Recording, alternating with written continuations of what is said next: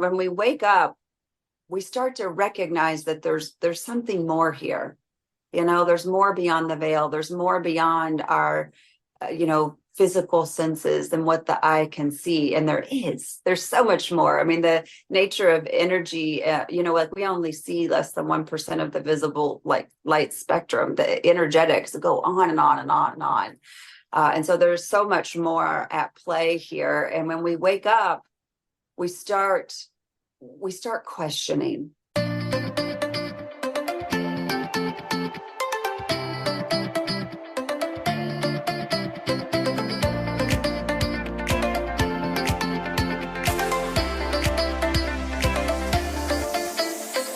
This is Find Joy with Joyan Season 2, where joy gets stronger, our community gets bigger, and together we become better versions of ourselves in a world full of limitless possibilities. I'm your host, Joyan Chan. And every Wednesday, we bring you inspiring stories that will light up your soul, powerful message that will make you go wow, and fun conversations that will crack you up. With me and my special guests and friends, it is my personal mission to empower you to live and lead a life with joy. If you are new here, this podcast is for you. If you are looking for more joy, courage, passion, and purpose in your life, we dive deep into mindset mastery, spirituality, love and relationship matters, and how to manifest more success and abundance in all aspects of your life, however that looks. This podcast has got your back every step of the way. Now, without further ado, get ready to laugh, learn, and live your life to the fullest. Our guest today is a mission-coded being and an ambassador of divine love light on this planet here to anchor higher frequencies and assist humanity in its evolution to unity consciousness. She's the founder of Anchor the Light Academy and Anchor the Light Society, helping women reclaim their inner light and return to wholeness by guiding them, embracing their vibrations, embodying energetic sovereignty, activating deep remembering, and empower their authentic expression. And she's here today to empower you to align with your truth and step into your multidimensional nature, to liberate your spirit and live with more meaning, joy, authenticity, and freedom. So guys, help me welcoming the Ascension Mentor, Crystal Energy Healer, Spiritual Entrepreneur, Sarah Balmer. Thank you. I'm happy to be here. It's a gift and a joy to have you here today early in your morning. So thank you so much for being here with us. Now the first place that I want to start with you is, could you tell us a bit about your journey? Because when I was doing my research, I noticed that you were working in corporate, and when pandemic hit, that was when everything changed for you. So when was your moment of spiritual awakening? Oh gosh, I don't know that there was one clear defined moment. I feel like I've been on the journey really my whole life. As I think is true for many of us, even people that go through periods of awakening, they can look back and see that they were actually on the path the whole time. And that is definitely true for me. I feel like I came into the world really as a mystic, even as a kid, the things that I was interested in and wanted to explore, and I think I just thought everyone was like that. And then, of course, you get into school age and realize maybe you are different, and other kids are calling you weird and that sort of thing. But I, as far as my journey, I really, was set out on a path to be successful, like so many of us, and for me, that looked like going into the corporate world and getting a good job and, making more money and climbing the corporate ladder. And, I heard someone say the other day that they climbed to the top of a mountain and they realized maybe that wasn't the mountain, for them. And so then you're looking across and you're seeing this other mountain peak and you're like, well, wait a minute, I actually want to be over there. And all the while that I was in the corporate world, I was off, gathering certifications and going on pilgrimages and working with spiritual mentors, and all the while trying to figure out how to get out of, that system that I had gotten myself into and into a more soul aligned path, doing work that feels like the work that I'm really meant to be doing in this world. And I will say that we can still be light workers and shine our light in the corporate world or any role that we're in. It's really not the role that is the purpose. It's the being and the presence that is the purpose. But for me, I really wanted to be working directly with others and helping others and just being really aligned in that way. And so that is, gosh, that journey is full of so many stories and so many twists and turns. I will say there was a really powerful moment when you say, what is the moment of awakening? I feel that there was a lot of work.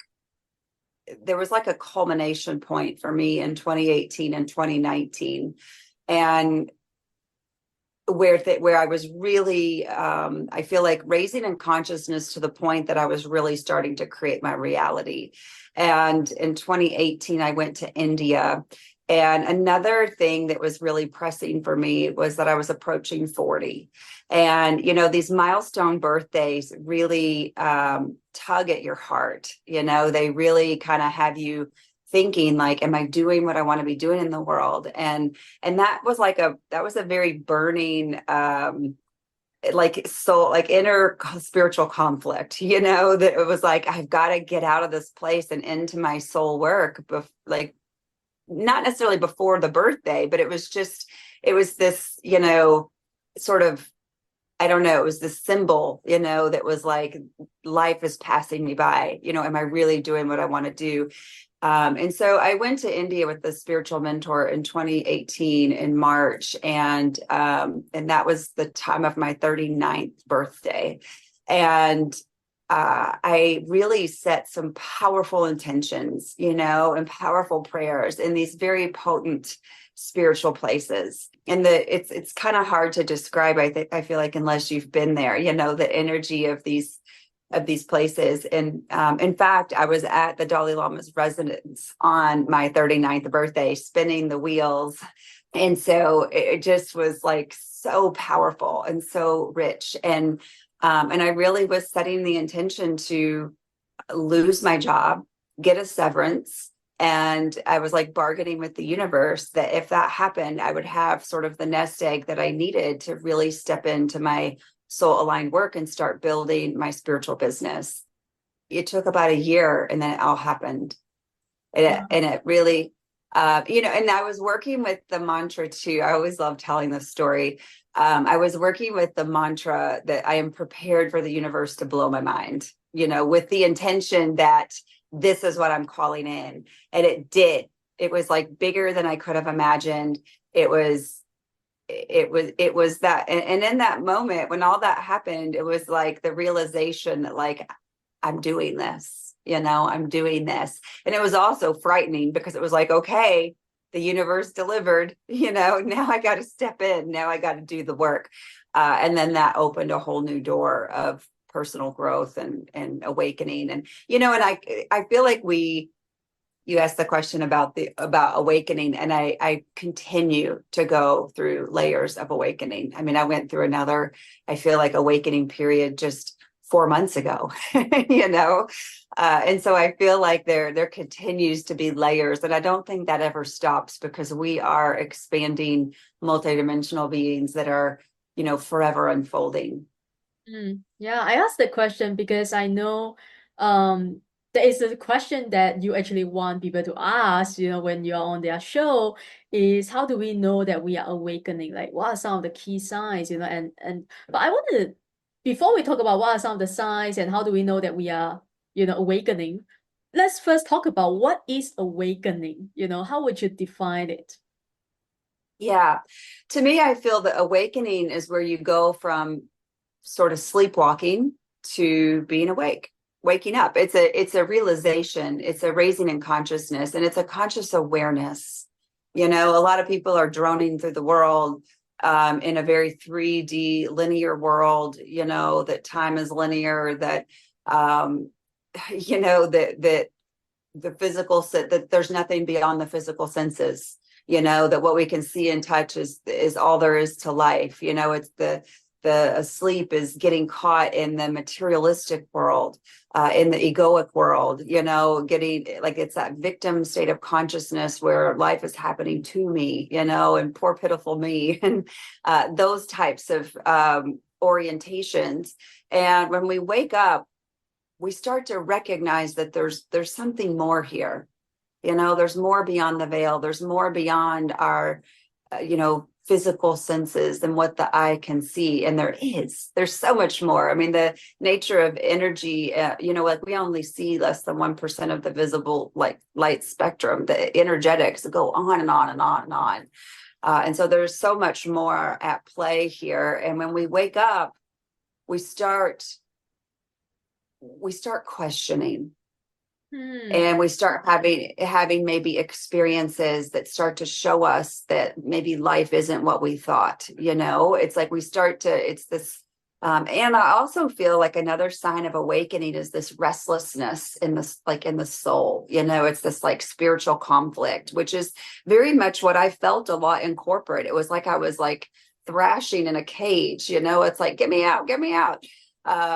And it's this, and I feel that at a soul level, there's this experience of like restlessness, where it's like, I know there's more here.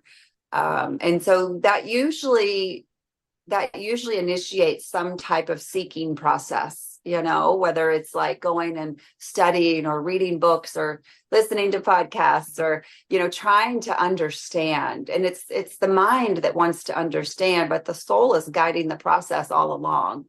And I feel that every soul has these points of divine timing, where they're activation points, where we meet a teacher or we have an experience or something happens that creates a change. And that change is an initiation.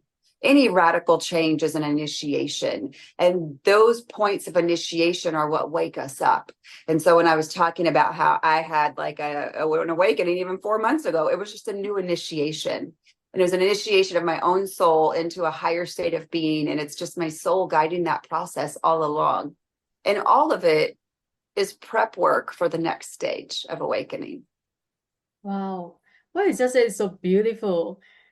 I wrote down two things. The mind is trying to understand, but the soul is guiding us along the way. The other thing is any radical change is an initiation. I really love that. So, and you have a special relationship with crystals, and we talked about it before our recording. Why crystals? Like, why do you choose to work with crystals? There are so many modalities out there. Why crystals specifically? Yeah. And I love so many modalities too. You're right. There's so many things.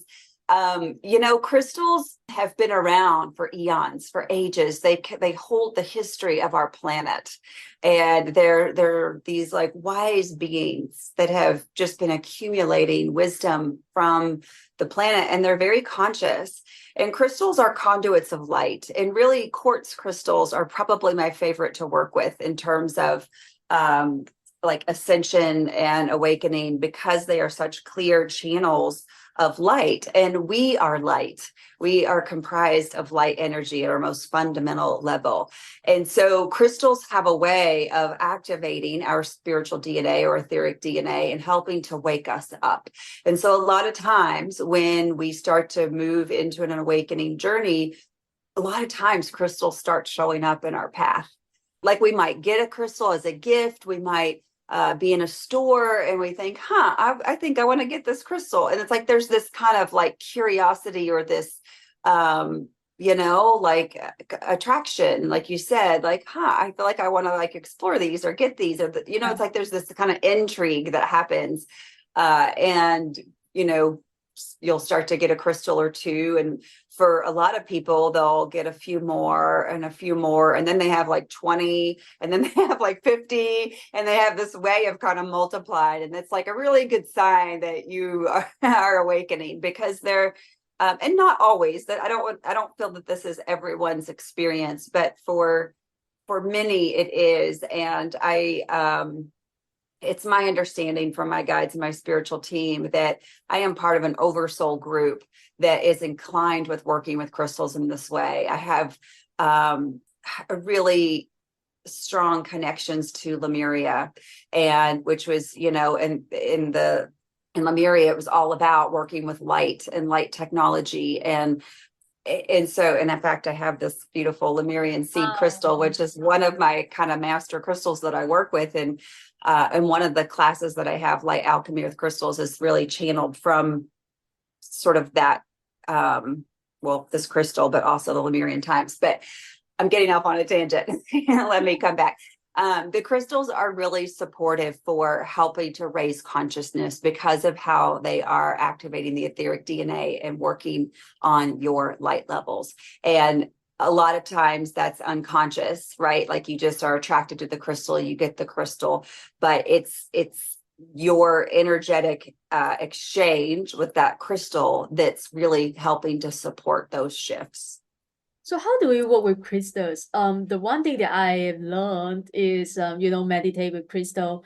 And I have to be honest, or I have to admit, saying that, whenever people, talk about crystal, they say, yeah, I can feel the energy, they can feel the vibration, the heat, and I feel nothing. And so how do we work with crystals, and how do we know that the crystals is working with us as well? Yeah, that's a really great question. There's so many, I feel like I have so many answers to you, so many things there. Number one, when you said, I don't feel anything, I think the question I would have for you is, are you in your body? Can you connect with the felt sense in your body? Because many people are dissociated from their bodies. We tend to cognize our experience, to live in our head, to be very disconnected from what we're actually feeling in our body. And so that's number one. And in the foundation there is really raising body consciousness. And that's actually the first pillar of my Anchor the Light Academy program, is raising body consciousness, really getting connected to your body and the felt sense within your own body. And then, and I'll also add that you can activate the palm chakras. So whenever I teach working with crystals, we always bring our hands together in prayer pose and then rub the hands. And so when you're rubbing the hands, you're activating those palm chakras, those energy centers that are in the center of the palm. And so that kind of helps to wake up your ability to sense subtle energy. So that's a little, tip or trick that, you can try as well. And then also working with the crystals consciously. So, most people think of crystals as just these inanimate objects that are just that, objects, but in the shamanic sense, or as you start to build a relationship, you start to come to understand that they're living beings too. They're just of the first dimension, whereas we're operating on the third, fourth, or fifth dimension. And when you think of them as conscious beings of light, you start to shift your relationship with them. And so the way that you direct your attention to them is more like, oh, hello, how are you? And it kind of wakes them up when you think of it like that. Another thing is you could just simply say, like, crystal turn on or crystal activate. And so it kind of like awakens the energy of the stone. The energy is always there, but it's just kind of like turning up the volume when you do that, if that makes sense. And so activating the palm chakra is kind of turning up the volume of the crystal energetically, asking it to activate and turn on. It's like, if you were to take those two things into your practice, I would be curious to see if you can start to connect a little bit more with the energy of it. What was your question? You were asking me about how to work with them, but there were so many things you said. Yeah, I know. So many things you said there. Well, I was going to say at the reason that we work with them, I want to kind of give a little color to this. So we are energetic beings, and our energy is always fluctuating. It's dynamic. It's always, depending on our mood, our sleep, our food, our environment, like so many inputs, our emotional state, our mental state, all of these things contribute to how we're holding our energy and, how we feel essentially, or what our vibration is. And crystals are not like that. They have a very consistent energetic vibration, and it's because of their molecular structure. The minerals are the most simple like organism, if you want to call it that, on the planet. They have this really consistent molecular structure. And so it allows them to hold a consistent vibration. So they're not fluctuating like we are. And through the process of entrainment, we start to fall into rhythm with the more dominant frequency, which is the crystal. And so the crystal helps us to balance our energy, or to come into a more consistent vibratory frequency. And so they help us to find energetic harmony. They help us to find energetic balance. And most people will call that relaxation when they drop into that state of like, oh, I start to feel like in balance. The rhythm starts to smooth out, right? And so if you think of going from fluctuating energy to a really smooth, calm, stable energy, most people experience that as relaxed, which is, it's good for our field, right? It's like, it's supportive to our health and well-being to be in a state of balance and homeostasis. Every healing modality ever is focused on balance. Right. I'll pause there because I know. There's so many great tips over there. No, I'm just can't wait to work with my crystals now. Using what you just shared.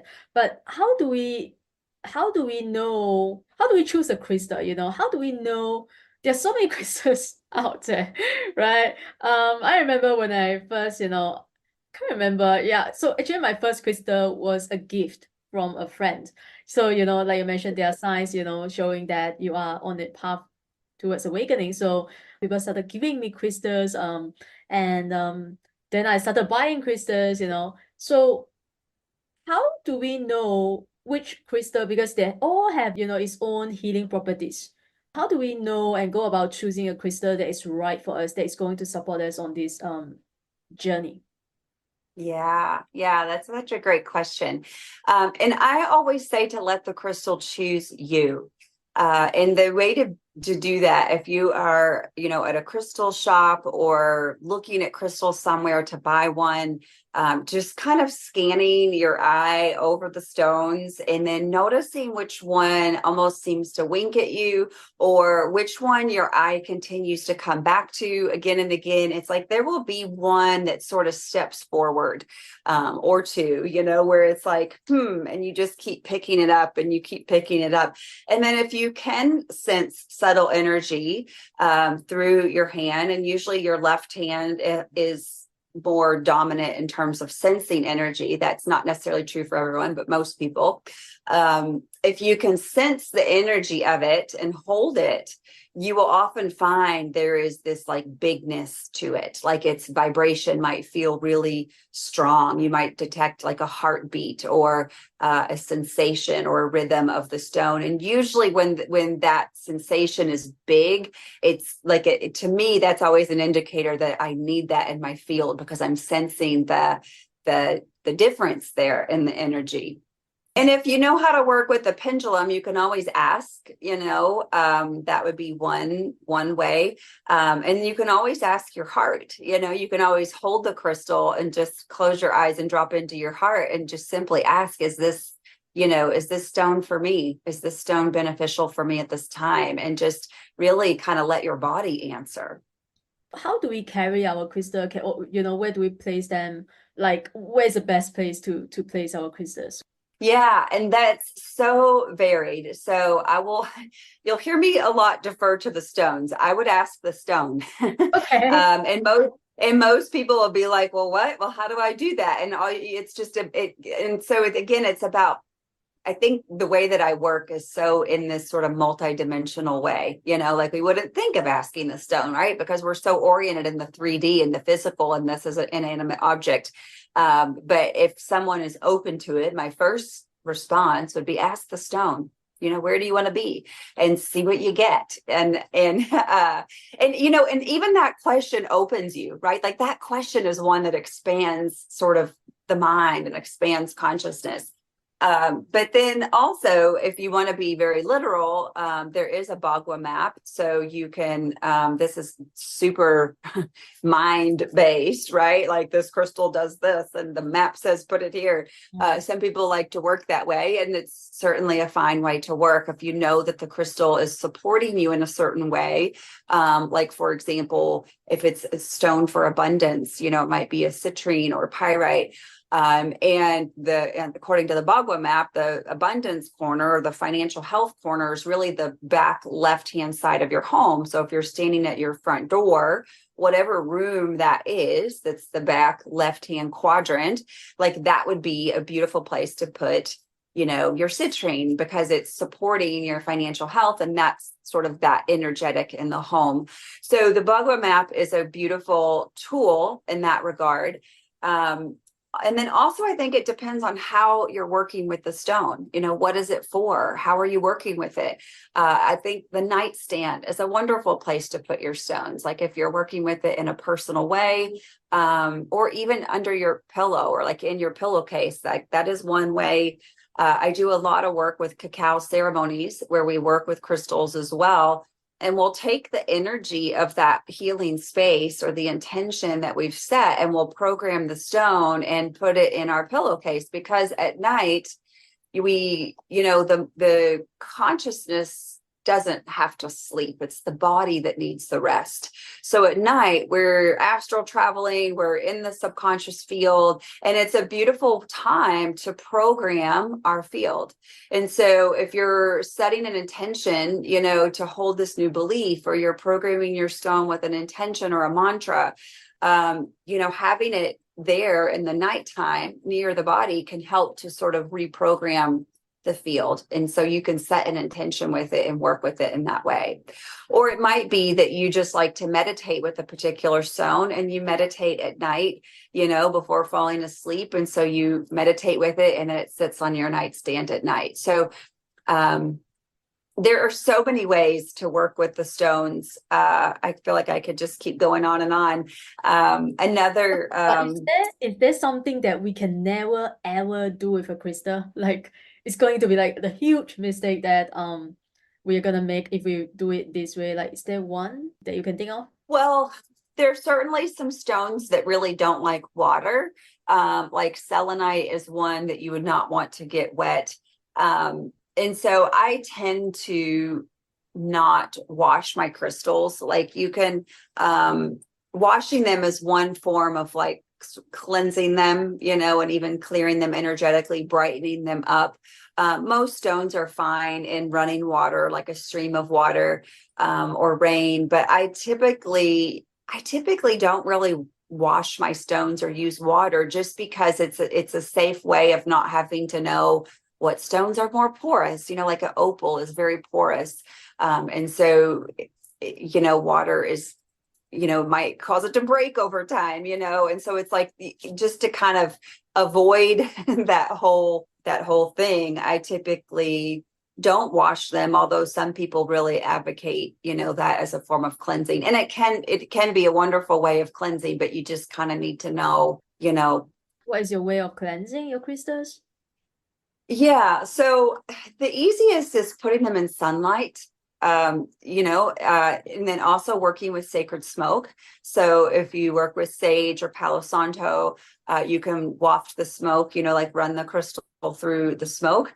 And tincture bells, I love sacred sound, like a sound bowl or tincture bells, or even solfeggio frequencies. It really kind of helps to reset the stone back to its highest vibration. Also, you can put it in the earth, so you can like set it in a little plant, like in the soil, just returning it to the earth. It's a beautiful way to ground and reset. And I will say that all crystals will find their way back to their highest frequency. Like that's what they do. I always feel that it's really our human mind that feels like we have to cleanse the crystals, but they're going to find their way back to their highest frequency. It's just these cleansing tools help to do that in a more accelerated way. And that really becomes relevant when we're working with them in healing. You know, if we're going to give them a job to do, if we're going to place them on the body, if we're going to give them a program, if we're going to work with them in a healing capacity in any way, we want them to be bright. You know, we want them to be in their highest frequency. And so, and then like similarly, after we're done with healing, we want to cleanse them because they've been doing a lot of work, you know, so we brighten them back up. How do you like, because what you do with crystal is crystal healing. So how do you use crystal to heal someone's mind or their body or their heart or their soul? Typically it would be like a body grid layout. So it would be, you know, lying down, determining like what is the reason, you know, that you're here, what is it that you need, and often like we come with an idea of that, right? But a lot of times there's a much more complex thing happening energetically. You know, it's like, for example, like we might want to attract a romantic partner, and so we're coming because we just can't seem to attract the right person, you know, but the real root of that is probably in the root. You know, it may be in the heart, there might be heart walls and things like that, but there also could be you know, like ancestral imprints or patterns or other things that are at play that really need to be cleared. And so I always like to work with, you know, my spiritual team to really guide that process and to not really let the mind over engineer what's happening. And then it's really selecting what stones, you know, want to be utilized for that and where do those stones go. And so usually it's placing the stones on the body, usually that it's cleansing the field, brightening the aura and placing those stones on the body and setting the program. And then, you know, letting those crystals really harmonize the energy field. Wow. Yeah. Oh, that is so interesting. Yeah. Yeah. And there are simple things that you can do too. Even not having knowledge of crystal healing, you know, you can actually work with chakra stones and create your own healing experience at home with just placing, you know, the chakra stones along each chakra, lying down, doing a meditation or playing solfeggio frequencies and just holding the intention that your field is balanced and harmonized and back in, you know, perfect order. And so that can be a beautiful way to really harmonize and balance your field with crystals. Yeah, well, that's beautiful. That's one that I'm definitely going to start doing. Mm. The chakra alignment, I was meditation or healing. You are also an ascension mentor. So tell us more about what ascension is and what is it, how is it different from the usual spiritual awakening process? I don't know. Yeah, ascension is essentially becoming more like bringing more light into your field, becoming more light body, more it's essentially bringing the higher levels down into the body.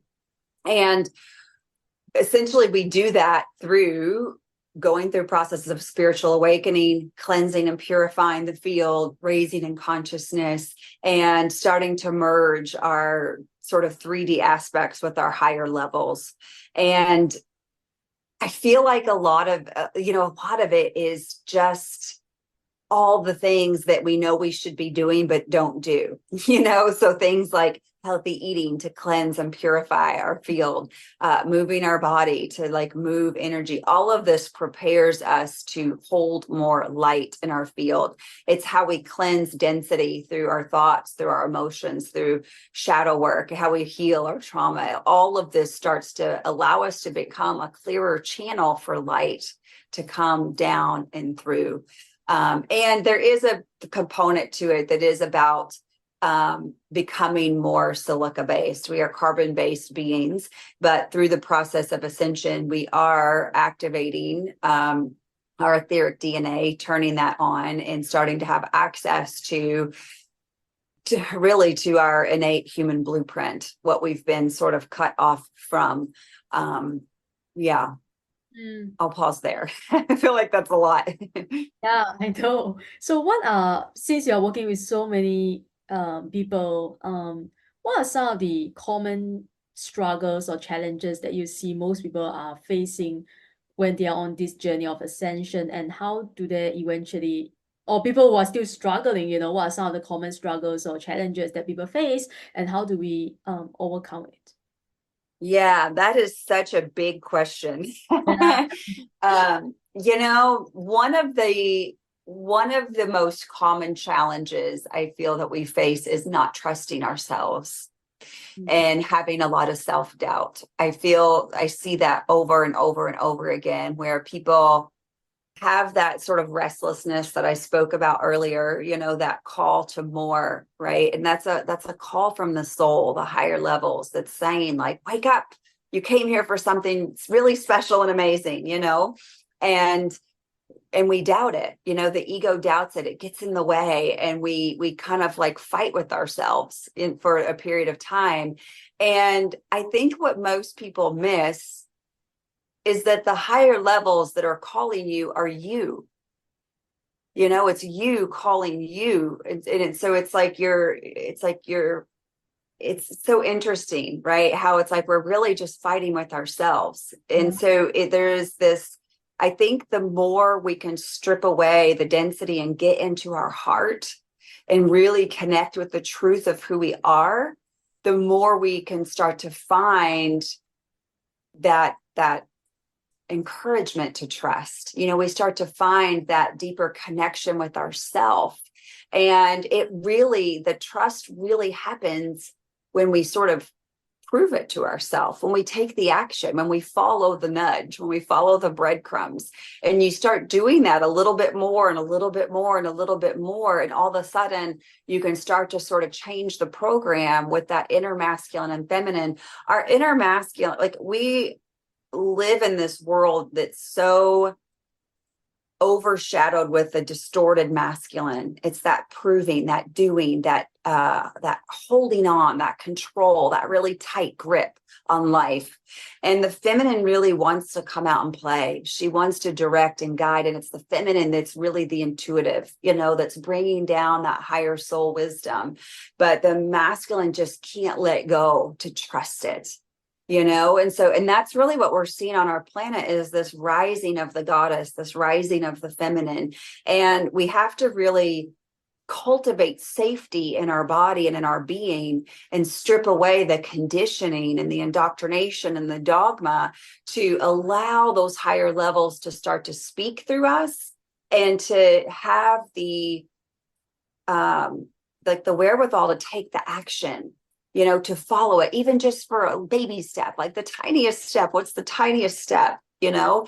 And the more you do that, the more you can start to sort of change the program internally. And that's ultimately kind of the work that we're doing in Anchored Light Academy, because that's not easy work. Yeah. You know, and having community and support and guidance, it's like all of that is so helpful, because it's not easy work. But ultimately that's what we're all here. We all incarnated at such a very special time on this planet to rewrite the program, to change the programs, because we're living with so many distortions, and all of that is being dismantled with the light dynamics that are coming into play.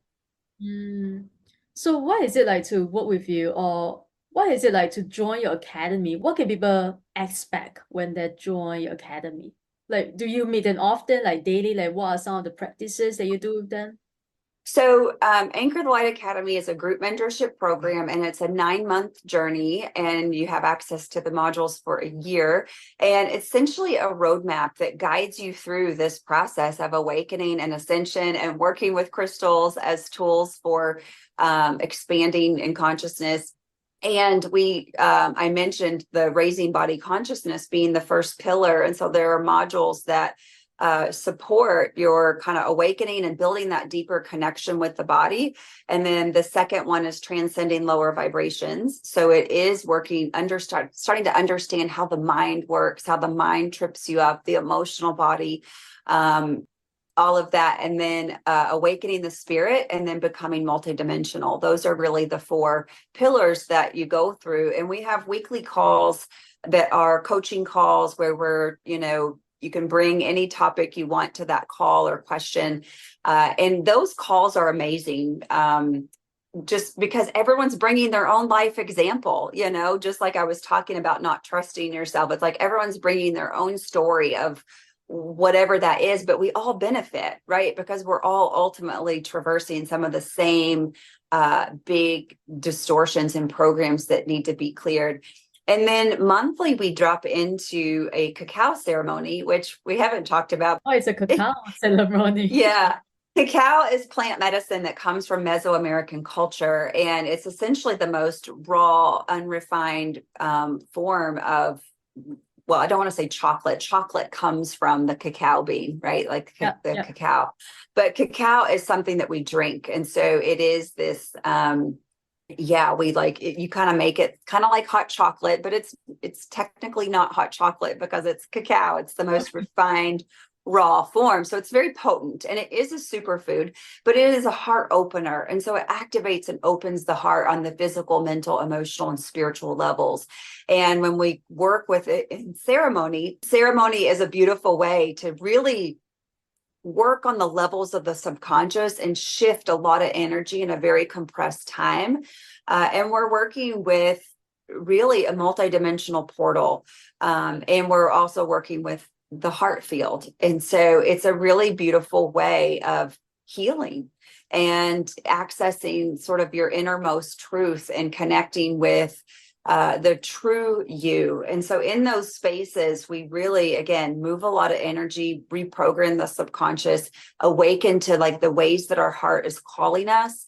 And it's just a very nourishing space.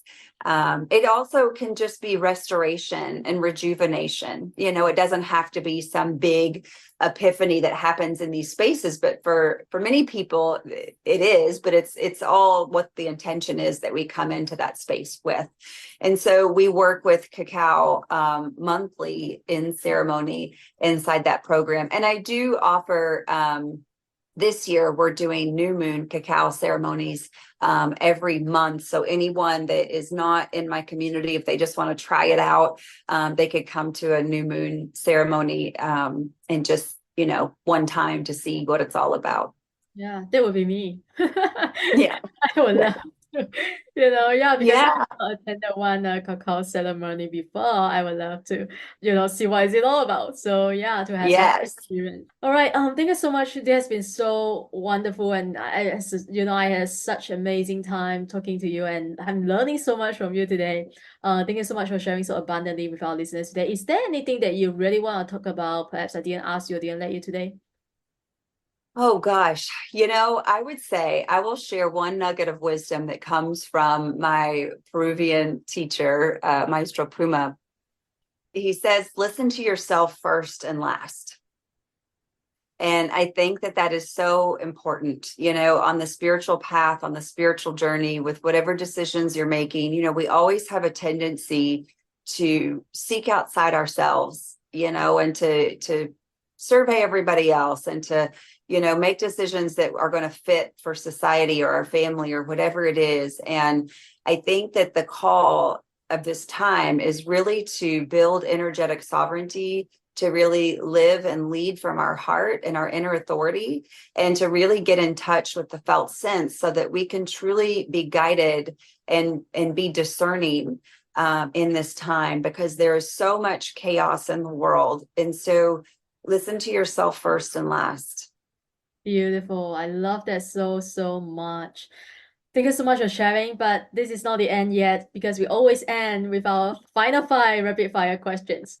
These are the questions that I ask all my guests at the end of the show, and every question has to be answered in either one word or one sentence maximum. Are you ready? Okay. Yes. Okay. The first question is, what is something you wish you knew earlier? Oh gosh. I don't know. Well, I feel like I have a lot of different things popping into my head. Okay, the first thing that came to your mind. I guess of how powerful I am. of a being, you know, like I wish I would have known that a long time ago, that I'm actually creating my own reality and how to do that. Yeah, I mean, that is powerful. That is so powerful. The second question, if you could live your life all over again, what would you do differently? Travel more. Where would you want to go? I Egypt, Stonehenge, Oh, like the wow. pyramids. Yeah. Yeah, Egypt is also one on my bucket list. This year actually Yeah. planning to go. Maybe I could Oh, meet you there. yeah. Yeah. The third question, what is something you are trying to learn or curious about right now? Oh gosh, I am so in the depths of the divine feminine mysteries, and really connecting more with the works of Mary Magdalene, and just so many feminine, yeah, masters. Beautiful. The next question is, I think you kind of answered this question earlier, but never mind, I can ask again. If you have 5 minutes and the whole world is listening to you, what would you say? Probably what I just told you. Yeah, listen to yourself first and last, right? Yeah, Yeah, I yeah, thought that's beautiful. yeah, yeah, and really just communicating to people how powerful they really are. Yeah, beautiful. The last question is, what brings you the greatest joy? Oh man, probably my dogs. Sure. Yeah, sure. Yeah, they're just so they're so joyful. Yeah, themselves. Yeah. Thank you so much. I Mhm. didn't know this, usually these are the most difficult 5 questions that throughout the whole interview, that I asked. But thank you so much for Yeah. playing and answering this question. Now tell my people where they can find you and connect with you. Yeah. My website is sarahbellstyle.com. So it's sarahbellestyle.com. I'm on Instagram at Sarah Bell Style. And then I also have a beautiful Facebook community called Anchor the Light, Energetic Mastery for Spiritual Seekers. Yeah, I will put all your links in the show note below. So listen, go and check it out. Go and follow Sarah. Go to the website. Follow her on Instagram and tell us what do you love most about from this episode. We'd love to hear from you. And remember to check out the show note for all the links and resources that we have for you today. And also follow me, our podcast on Instagram if you haven't already. And remember to like and subscribe so you never miss another episode coming to you every Wednesday. And I will always leave you the same way as I leave you every other episode. Show up, the world needs you, and you need you. Thanks for listening, and I wish you all a joyful and amazing day ahead. Thank you again for tuning into Find Joy Joyan podcast. If you enjoyed today's episode, take a screenshot and share it on your IG story and tag _podcast so I know you are listening. And leave us a positive review on Apple Podcasts if you haven't already done so. And remember to hit the subscribe button whether you are listening on Spotify, iTunes, Amazon Music, or any of your other favorite platforms. If you love what we are doing and want to become one of our sponsors, you can send me a DM to connect. And thanks for being here. I will see you soon in the next episode.